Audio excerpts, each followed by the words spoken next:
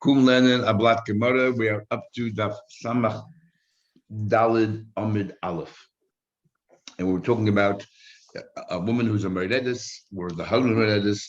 If the woman's a meredith, she forfeits.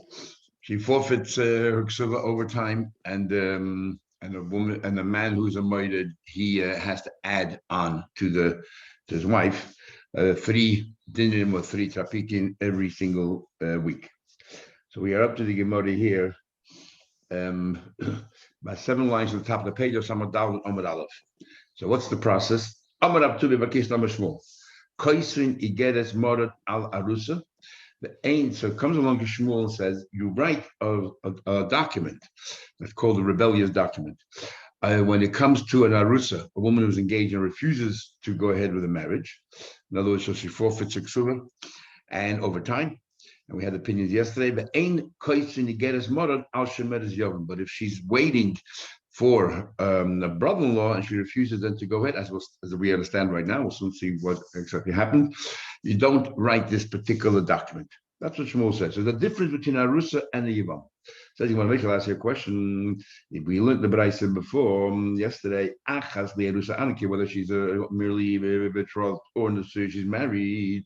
I feel a nida, even if she's a nida. I feel a chayil, even if she's ill. I feel a shemeres yavam. Says clearly here, even as a shemeres yavam, if she refuses to proceed, she gets that ibieres murder, and eventually she loses a ksuva. So Hakadosh will come along and say that by shemeres yavam you don't forfeit the ksuva. There's no geres murder. Says the Gemara, like kasha. It's not a question. Kan shetova hu, and kan shetova he. There's a difference when he demands her to get married and she refuses, or if she demands to get married and he refuses. If he demands and she refuses, we write a geres mother. If she demands and he refuses, there's no geres mother. Now, why not? If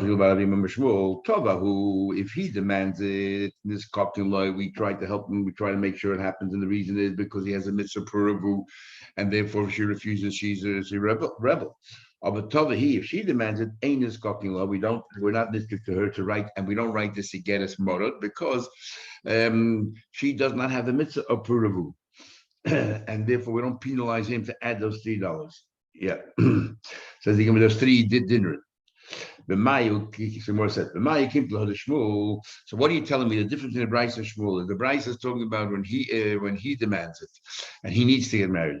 Then she's we do write that he get it. And if she demands it, we don't write it. So the Mayu came to the Shmuel. So that's how you learn Shmuel. Bishop told me that she makes that demand. If so, look at the words he used. He draws a contrast between an arusa when she refuses or when by shemeres yavam. And the wording he says is that on an arusa you do write in the geres morad. According to you, it's only a question that both cases, Shmuel is talking about the exact same case in both ways. In both scenarios, it's talking about where she makes a demand. And by shemeres yavam, she makes a demand, nothing happens. But by a geres morad, by a arusa, if she makes a demand, you tell me that, and he refuses, he makes a geres morad. So the word should be, we write to her in a geres morad, not about her. Is high question geres morad. Alarus, why does it use the words we write this document of morad on the arusa? La arusa boile. She said to the arusa. She's making the demand. So this by an arusa, she wants to get married. We are not writing a document for her benefit. And we're giving it to her so that she gets the extra 3 coins, extra 3 dinim a week. The wording is wrong. So you must say, right, it's not a problem. Edit it. Halakasha. Tini larusa. It's not a Bryce at the end of the Shmuel, so write to arusa. So the most okay, let's understand. Why is it when it comes to shemeres yavam, we say that she does not get that we don't write in the geres morad if she demands it, nothing happened. We tell her zeal. You don't have the mitzvah puravu, so therefore, so big deal. So you don't get married. So why should he be considered a rebel? No, rusanamilo. So the same thing. A woman doesn't get engaged. She wants to get married, and he refuses. The same thing. Why suddenly here do we say, oh, he's a rebel? Name below. Let's tell a zil lemafkedet. The same logic that you said by shemeres yavam that he's not a rebel if he refuses to comply. So the arusa should be the same thing. Ella, you must say right. The ba machmas taina must be that when she was narusa, she comes with the taina. Okay, forget about pruruvu. I want to get married to have children to take care of me when I get older. I need someone to lean on, and I need someone to take care of me after, to make sure that I have everything. Think a shovel for literally a shovel for kvura. No, I need children to take care of me in my senior years. So what's the chilik? Shemez Yom, same thing. She wants to get married to the brother, so she can have children. So what? In fact, that's the whole purpose of a yavam. So what's the difference? Why make a distinction between an arusa? Then he's considered a rebel, but by Shemez Yom, he's not considered a rebel. Ella, you must be right. It makes no sense. Ella, both cases, the Bryce and Shmuel, both talking about a case where the husband is demanding it. By Arusa, the husband is demanding it, and she refuses. We write an Igeres Morad, she's a rebel, but by Shemeres Yavim, if she refuses, she's not a rebel. But Kasha, Kan Lachlitz and Kan Liyavim. That here is talking about where, let's say, he wants that they should get married, and she says no, Chalutza, or when he says, let's get a Chalitza, and says no, let's do Yibum. Now, what's the difference? The more explains. So the Bryce is talking about a case here is that the Yavam says, let's have a chalitza and she refuses. Then we will give her an Igeres Morad. She refuses a chalitza. But if he says, let's get, and Shmuel's talking about when he says, let's get married and she refuses, then we will not write any Igeres Morad. And what's the difference? If he says to her, let's have a chalitza, and she refuses, this cock and boy, we're going to write for him and he get his mother, and she forfeits her ksuva over time. If he says to her, let's go get married, and she refuses, I don't want yibum, and I'd rather have chalitza, then ain't is cock and boy. We will not write and get his mother if she refuses to get married. Says the Gemara, I still understand. Why do you tell me that if, let's say, he says to her, let's get married, and she says, no, I don't want to get married, we say that no, he's not a mother because he has options. I mean, we say to the husband, what's the big deal? She doesn't want to marry you. You want to get married? Go get married to another wife. We have to marry her for. If that's the reason why she's not considered a mother, is lachlas nami. So when it comes to chalitza as well, he asked her, I want to give a chalitza. And what's the problem? She refused a chalitza. That doesn't in any way stymie your life. You go ahead and get married. You name Malay, tell the husband, what's the big deal? Zil v'nosif itza chalitza. Go get married to another woman. So what's the big deal? Ella was the husband's a tiny. Nobody says, Kivan Dagidabi, since there's an outstanding, I guess I have baggage, because I need to give a chalitza to my sister-in-law. Look, women are not interested in getting involved with somebody with baggage. No, so I still have baggage. If I have to marry her, and I'm asking to marry her, and she doesn't want to, there's baggage there. What's the difference of the baggage is chalitza? The baggage is a yibum. Nobody's want to get married to me. What's the difference? So again, it doesn't make sense. Why there should be a difference between chalitza and yibum? Why you tell me about chalitza doesn't comply? She's considered a mara, and by yibum she doesn't want to get married. She's not considered a mara. What's the difference? What are you right? Shmuel and the Braisa are both talking about the same kind of a thing. The husband is saying they're both talking about the same case, and yet the Braisa says we write she's a rebel, and Shmuel says she's not. What's the difference? Both cases, the husband says, let's go be miyavim. And it's not a problem. Why? Kan b'mishna d'shoina and kan b'mishna achareina.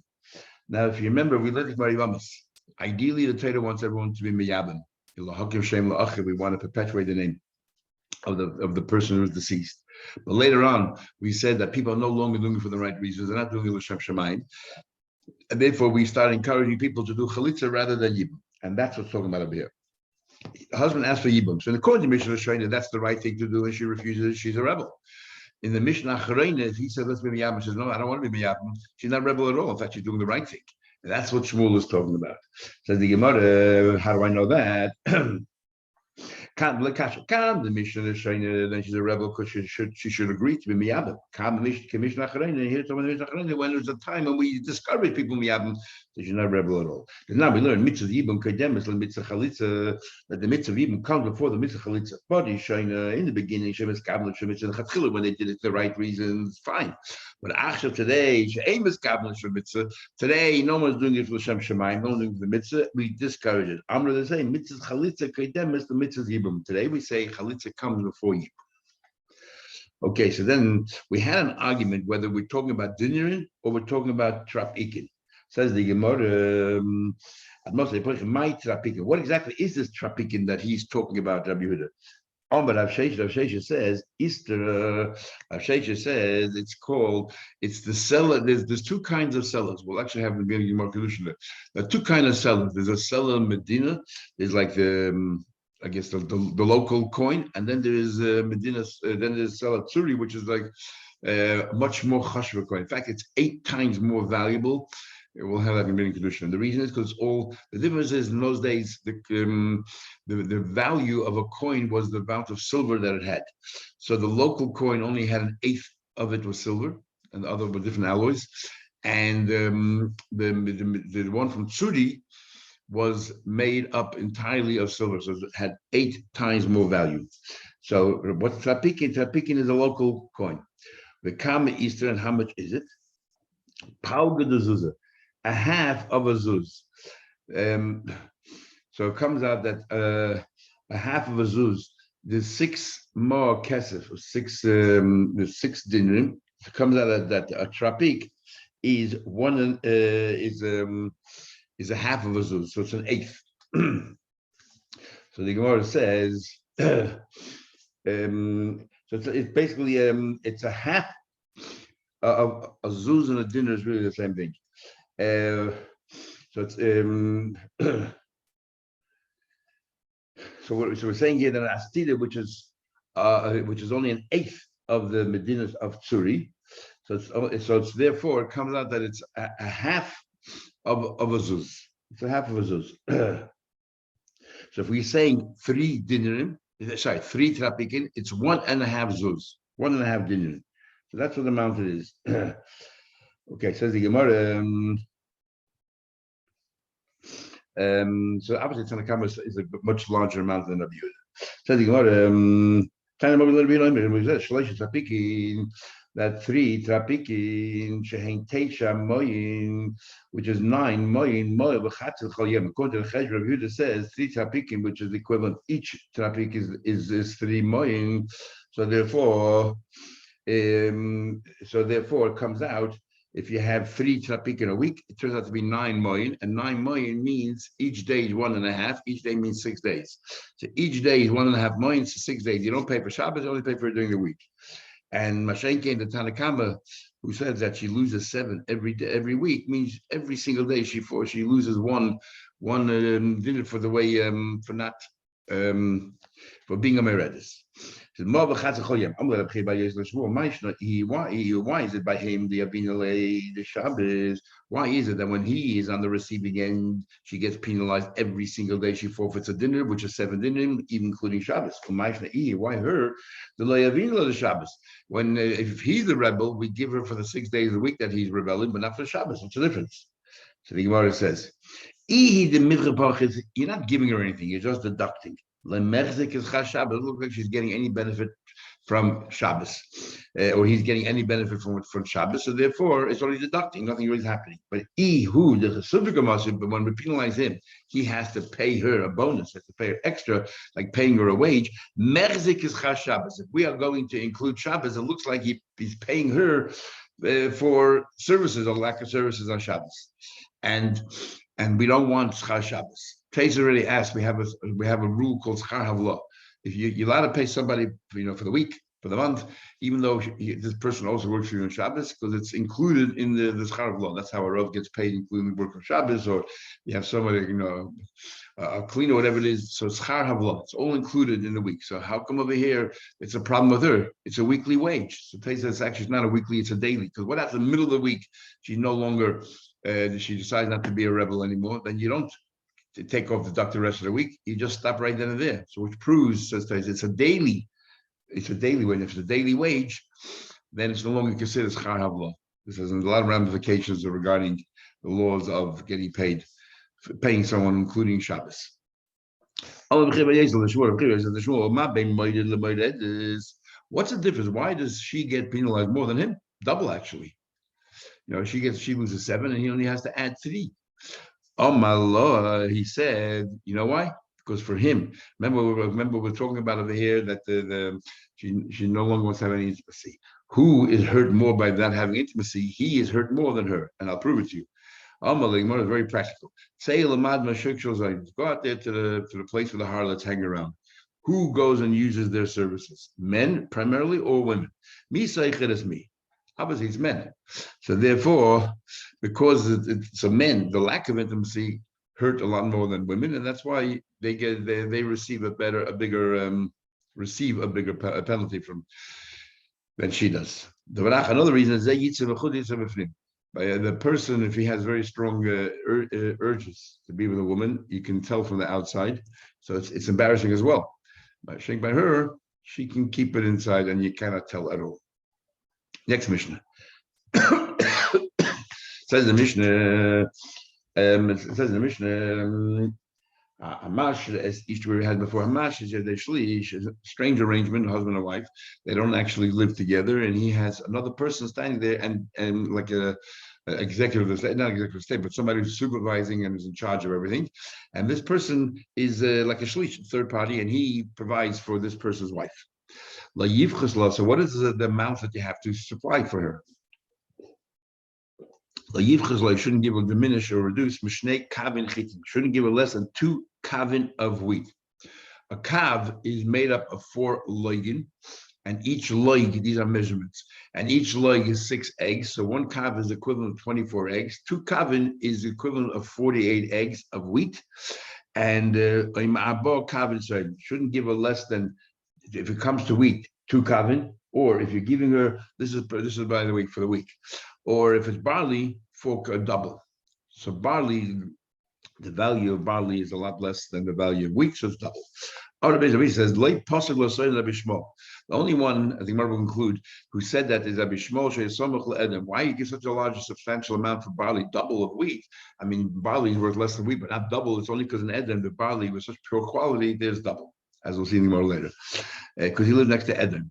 Then he also has to give her a half of a kav. So that's 12 eggs worth of legumes. The chati loig shemen, and also half of a loig.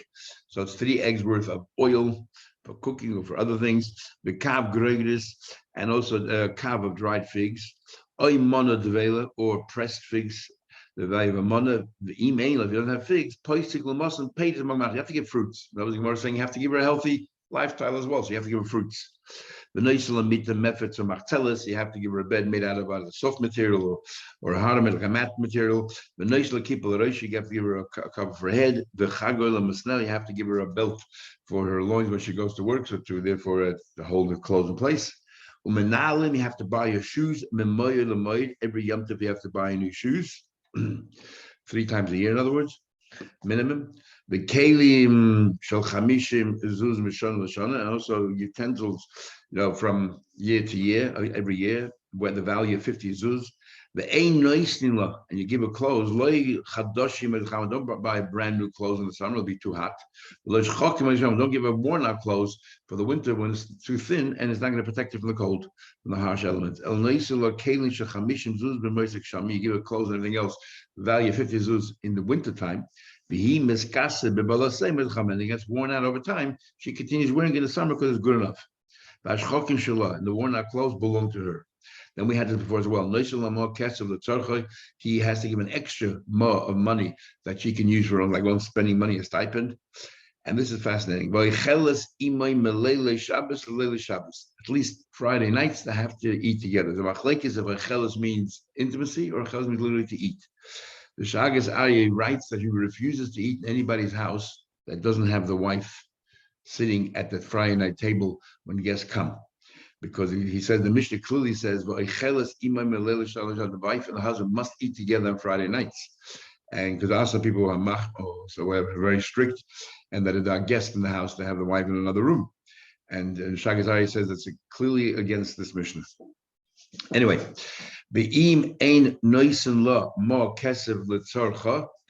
he doesn't give her that extra stipend, then her earnings belong to her. We had a machlekes before whether the earnings then is against the stipend or the her earnings against the general provisions of food. The one who holds the general provision of food, which is how we paskin, we teach the mission here, meiser meisida, the excess of she has to earn a certain amount. And remember we had before, we'll have it here, the equivalent of the weight of 5 slime of wool. If she does an excess of that, that's where that it belongs to her, unless he gives her that stipend. What's the obligation that she has? Mishkol chamesh shlayim, see the weight of 5 slime of the vertical one. Be Yehuda in Yehuda shein eses slime be Galil. Galil had a different. Interesting that in one country you had different methods of measuring. So what the measure that they had in Galil, which they call 10 slime, is precisely the same measure as they had in Yehuda, which they call 5 slime. So whichever, wherever you are, it's either 5 slime in Yehuda, the weight, or the weight of 10 slime in Galil. Oy mishkol esa slime eila be Yehuda shin esa slime be Galil. Or if it's the horizontal one, which is much easier to do, then she has to do the equivalent of the weight of 10 slime in Yehuda, which is the equivalent of 20 slime in Galil. If she was doing other chores on behalf of her husband, which as a result of that impacted the time that she had, and she didn't have enough time to do all that, then in other words, this is talking about when we give those measurements when she's living not with her husband, so she's not on duty for all the other things. But if, let's say, and the only other activity that she would have on duty if she's not with her husband is being manic, her child. So if she's doing other things as well, he has a baby, and therefore she's nursing her child, takes away time. Then we have to work out commensurate to that how much then she should, proportion, how much then she maybe not only 4 slime of weight, of wool, and so on and so forth. And if she does live with her husband, then it's even less than that, because you have to add all the other things that she does, all the other chores, and you reduce that from the amount of the equivalent of 5 slime. It can be reduced to 1 selah maybe. If she's nursing, you have to give her extra food. She needs extra food. When all of these measurements are talking about, only should be so. All of the requirements is only if she's poor. But however, if she's not poor, if let's say it's a wealthy family, then you have to give according to your wealth, and don't follow these measures at all. These are the bare minimums. Says what the money must be seen. Who's the author of our Mishnah that you say 2 kavin of wheat? It would seem that it's not Rabbi Yochanan. Now we're assuming in a week you have 14 meals. We'll see later. It could be 15 because Shabbos you have 3, or it could be 16. If you remember, you had in Kol Kisvei, there's opinions that whether on Shabbos you have to have 4 meals. I guess including Lav Malka. So make it 60. It's either 16 meals a week or 15. Right now we're assuming 14 meals a week. So 2 kavin is the equivalent of 14 meals a week. So let's see now who holds that 2 kavin of bread is equivalent of 14 meals a week.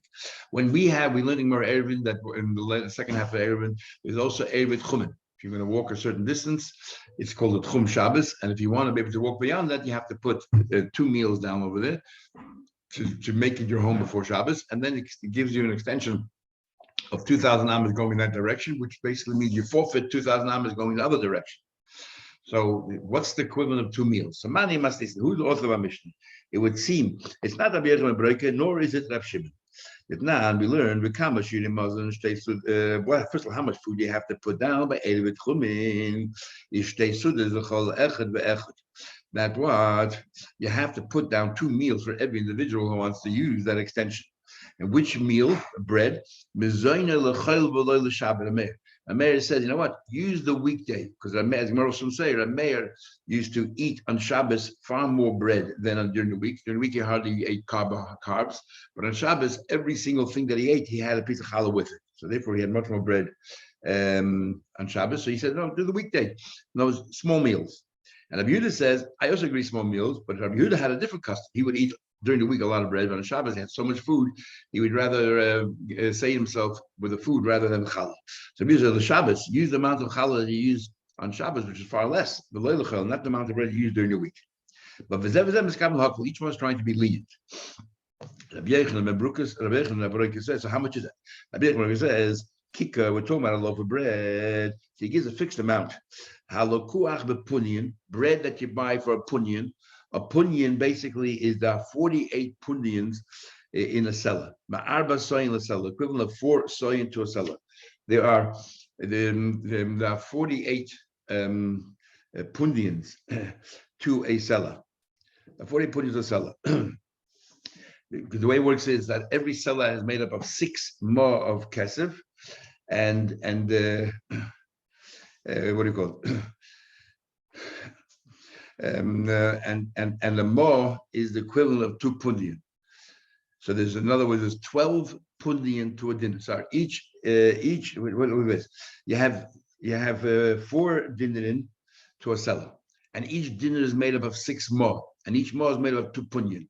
So if each more is made of 2 pundian, and you have 6 more to a dinner, so that's already 12. There's 12 pundian to a dinner, and that 4 dinners to a seller. So you have a total of 48. 48 pundian to a seller. So you're telling me that I want to pay for 4 saw, the measure of 4 saw what do you call it, at a pundian. And how much is 4 saw? Each saw is made up of 6 kavins. So 4 saw is 24 kavin. And so how many half kavins are there? There's 48 half kavin in 4 saw. And you tell me that that you want to pay, when 4 saw equals to a full seller, you want to pay for a half a kav. So half a kav is 1 pundian. So you're getting a half a kav per pundian. So according to Rabbi Yochanan ben Broker, so a half a kav is equivalent of 2 meals. He says kicker, a whole loaf of bread, which is equivalent to 2 meals, that you can buy for 1 pundian. So that means a half a kav is equivalent of 2 meals. So he holds a half a kav of 2 meals. Yeah. And now in our Mishnah it says you should give 2 kavin of wheat, which is equivalent really of 8 meals. If a half a kav is 2 meals, then a full kav is 4 meals, and 2 kavin is 8 meals, which is the problem. According to Rabbi Yochanan, you're only giving your food for 8 meals. What should you do the rest of the week? You have to have a minimum of 14 meals a week. It's going to be a problem.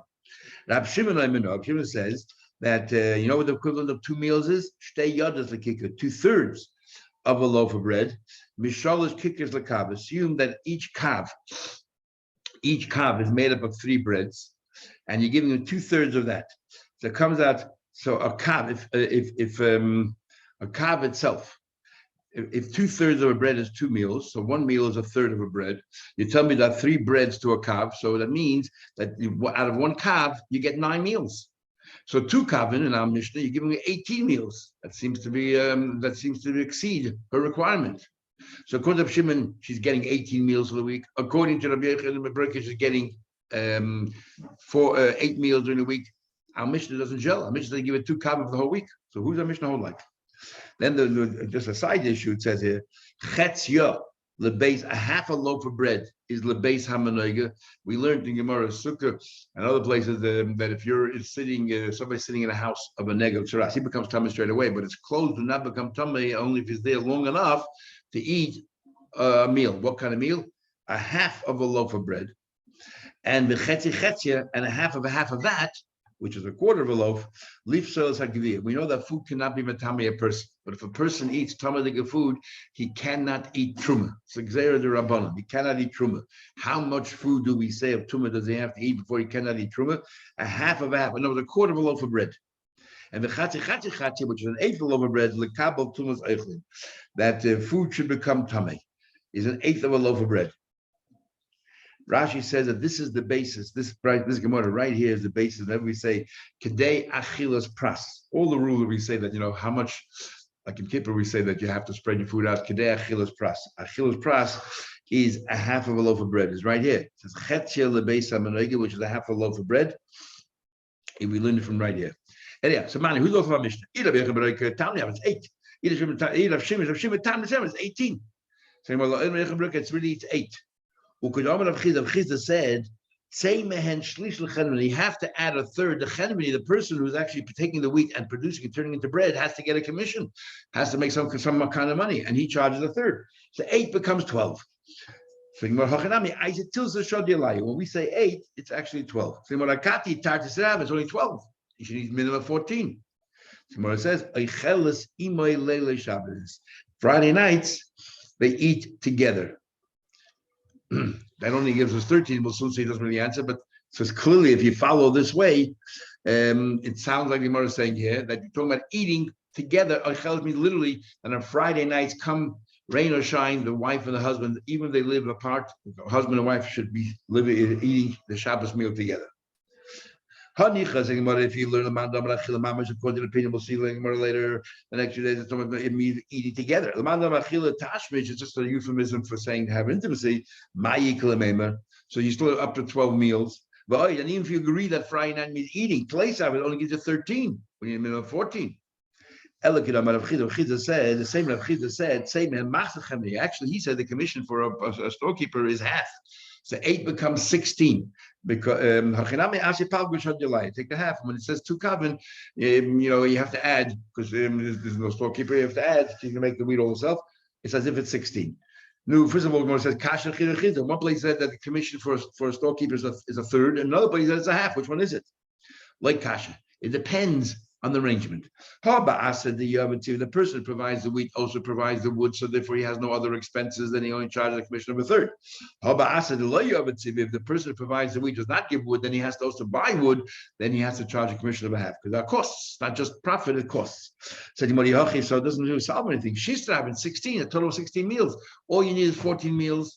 Or 15 for Shal Shudas, not 16. So, come on, are you going to tell me that suddenly our Mishnah rules like Rav Chitke, which the Gemara in Kol Kisei over there says Allah is not like him? You have to eat 4 meals on Shabbos. Talk about a poor person, how much the hektish should give, how much charity should we give to a poor person. He says 4 meals for the Shabbos, but we don't pass like him. So Gemara says, I feel it tamer rabbanon, even say rabbanon. Which hold that what only 3 meals of Shabbos, so it's a total of 15. But we're giving 16. She needs at least 1 extra meal to be able to have guests. If you remember from last time, there are 2 kinds of guests. There are archi and not parchi. Parchi are flyaways. Archi are people guests who move in for a month. And parchi are the guests who come in for a meal. So she needs to have at least 1 spare meal a week to be able to invite guests, because especially on Shabbos. Says the moment you're now introducing the fact that the husband is responsible is to give her extra so that she can have guests, then I can answer everything. Who said you only have 1 meal guest? I can say, first of all, it's even Rab Shimon, who says it's 18 meals. According to Rabbanan, who say really all she needs is 15. What are the 3 extra? She wants to have every meal of Shabbos, Friday night, Shabbos morning, and Shal Shudas wants to have guests. So 3 extra meals are for guests. And Rab Chitke, who says that you what do you call? They have you get 16 meals. He said according to Rab Chitke, why getting 18 lechayla? You only need 16. 2 meals are for guests. She doesn't have guests for the Shal Shudas and Malka. Maybe she only has guests Friday night and Shabbos morning. Rabbi said, Abeti says that only Rabbi Shmuel said that barley you have to give double what you give when it comes to wheat. Ella be'edem who the achlan sa'idim. The right in the Gemara understood him that as if only in Edom do they eat barley. The whole world eats barley. Where else do you have that the value of barley is so low that you have to actually give the husbands give double the amount that he gives a week? Because he lived right next to Edom. Because the barley in Edom are very poor quality, and therefore you have to give double. Okay, and then tomorrow we start the next tomorrow talking about what he has to provide. Does he have to give her mashke, beer, wine? Is that part of the obligations that a husband has, or not really? Okay, see tomorrow.